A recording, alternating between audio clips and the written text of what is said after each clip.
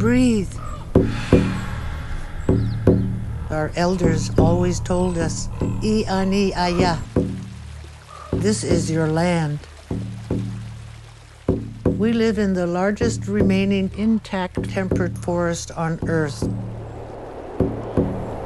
Breathe.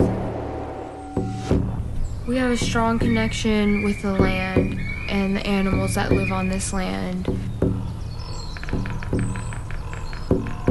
Breathe.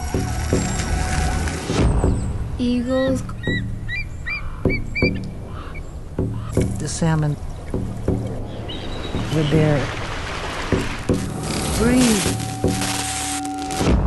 The Tongass National Forest has always been critical for our survival, but now we know its value to the planet.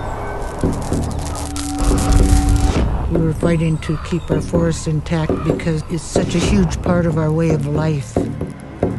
But now we understand that our trees, our forest is worth more standing than on the ground. Breathe.